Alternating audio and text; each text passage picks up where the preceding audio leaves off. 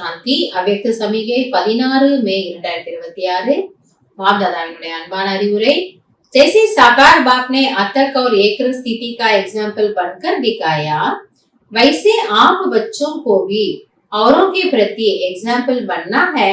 यही सर्विस है. எப்படி நீங்கள் சாக்கார பிரம்மா பாபாவை பார்த்தீர்கள்? அவர் எப்பொழுதுமே கலைப்பற்றவராகவும் மற்றும் ஒரே சீரான மனநிலையில் உதாரணமாக இருந்து காட்டினார். எல்லார் முன்னாடி எக்ஸாம்பிளா இருந்து காட்டினாரு. அதே போன்று குழந்தைகளாகிய நீங்களும் பிறருக்கு உதாரணமாக ஆக வேண்டும். நம்ம ஸ்தித்தி அப்படி உருவாக்கி காட்டுங்கிற. நம்ம பார்த்து யாரோ கத்துக்கிறாங்களா, இவங்க எப்படி இப்படி இருக்கிறாங்க, நானும் இப்படி ட்ரை பண்றேன். பாபா சொல்லாரு, இதுதான் சேவை. இது ரொம்ப பெரிய சேவை. இது सर्विस सिर्फ वाणी से ही नहीं होती, स्थिति से भी सर्विस होती है. ஏதோ வார்த்தையில ஞானம் சொல்றது மட்டும் சேவை இல்லை, அதுவும் சேவைதான். ஆனால் அது மட்டும் அல்ல, நம்ம ஸ்திதி பேசணுமா அந்த இடத்துல.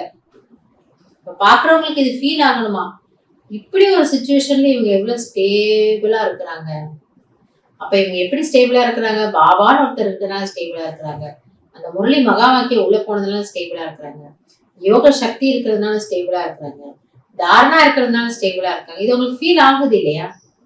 அப்ப அவங்களுக்கு ஒரு பிரேரணை கிடைக்கும், நான் ஏன் இப்படி இருக்க கூடாது. சோ இன்னொருத்தருக்கு குணதான், பாபா சொல்லல குணதான் கொடுங்கிற. இதுதான் நீங்க குணத்தை தானமா கொடுப்பது. சோ அவங்கள பார்த்து கத்துக்கிறாங்க. அதனால பாபா சொல்ல, நீங்க முன் உதாரணமாக விளங்குங்கள். तो समय प्रमाण अब अपनी स्थिति एक रस बनाओ. பாபா புரிய வைக்கிறாரு, இந்த நேரம் அது தேவையாக இருக்கிறது. உங்களோட ஸ்திதியை நீங்கள் ஒரே சீரானதாக, அதாவது குழப்பமான சூழ்நிலையில கூட ஆடாத அசையாததாக வைத்துக் கொள்ளுங்கள்.